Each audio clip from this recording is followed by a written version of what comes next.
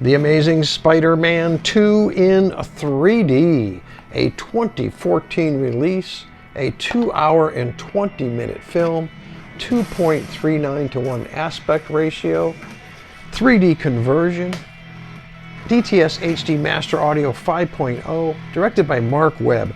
This is 6.6 on International Movie Database, 61% audience approval score on Rotten Tomatoes, 51% critics approval score on Rotten Tomatoes, starring Andrew Garfield as Spider-Man, Emma Stone as Gwen Stacy, you got Jamie Foxx as Electro, you got Dana DeHaan as Harry Osborn / Green Goblin, you got Sally Fields as Aunt May, and Felicity Jones as Felicia.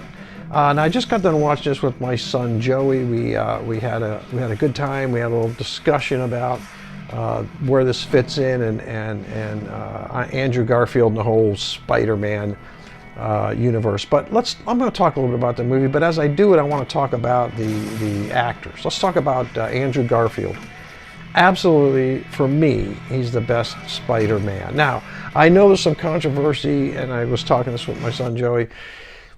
He's not quite the nerd that Peter Parker was. He's not quite the nerd. But what I like about Andrew Garfield, his emotions that he brings, the fact that he plays smart. I mean, there's some scenes in this movie here where you know, he gets his... There can be some spoils here, folks. So if you don't want any spoils, go ahead and leave. But I can't imagine you haven't seen this yet. But there's some things here where, like, his web shooter gets fried out, and he's got to figure out how to fix that. And he uses his brain to do that, and so he's smart, and those are traits of a nerd, no doubt about that. But I just like the way he plays this. Emma Stone as Gwen Stacy. What can you say about the lovely, beautiful Emma Stone? She plays a great part here. That love interest between the two, my goodness, it's real. It's real, folks, for one, and it really hits. The physical attraction, the chemistry. There's no mistaking it that it's not real. It really is. I believe they were together for several years after the filming of these movies. Jamie Foxx as Electro. He's the first African American to play in a Spider-Man movie as a villain, and he does a great job. Jamie Foxx as Electro is incredible. The makeup and the stuff that they had to put on, I think it was 11 layers to get this translucent skin on him that he had to put up with. But I like him.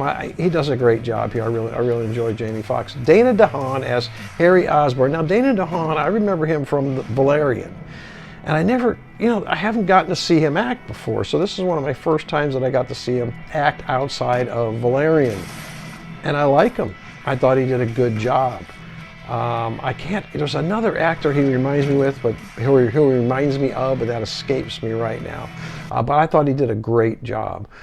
Sally Fields as Aunt May. You know, Sally Fields complained that she couldn't develop her character as much as she wanted to, but I think she really developed Aunt May here a lot better than the first one.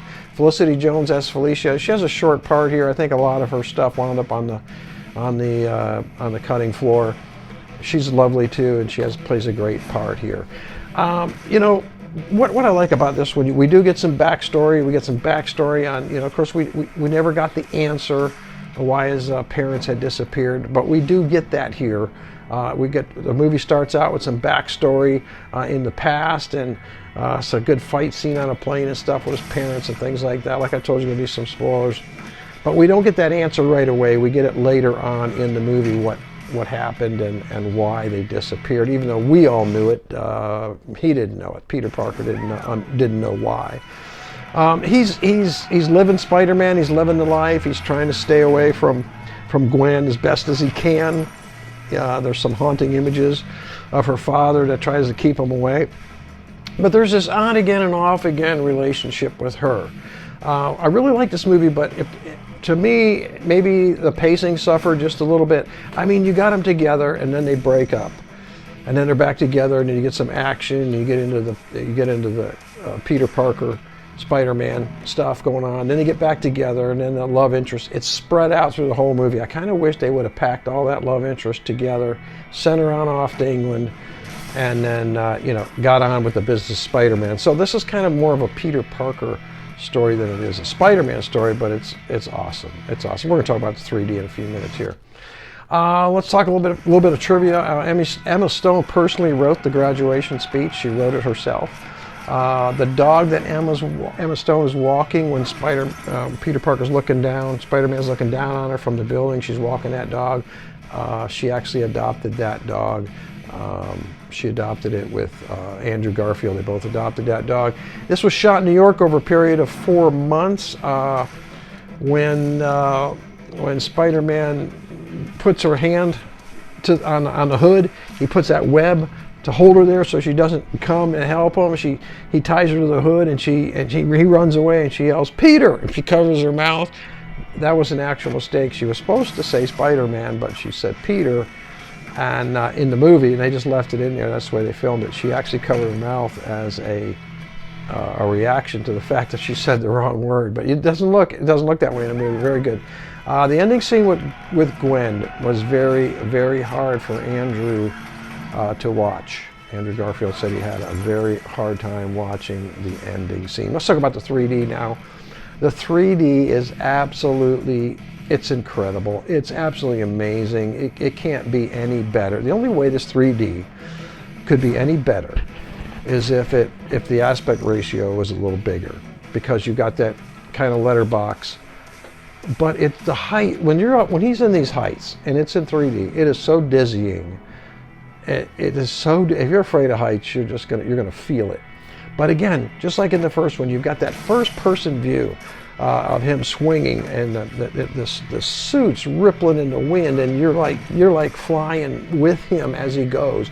And when he's up at those heights and he's falling down, which, by the way, we can't figure out how he got up that high to begin with. Or maybe he had latched onto a helicopter or something, but he's way above the buildings. But when he's falling and falling and falling, you feel like you're falling. So that depth is incredible in a 3D. Let's talk about the pop-outs. Amazing pop-outs. Stuff popping out, bouncing off your glasses. Stick-outs, incredible stick-outs. The color is absolutely amazing, the colors in here. And the brightness of it, the luminance. There's no dark transfer here. This was a conversion, but it's not dark at all. It's absolutely brilliant. Brilliant colors, bright.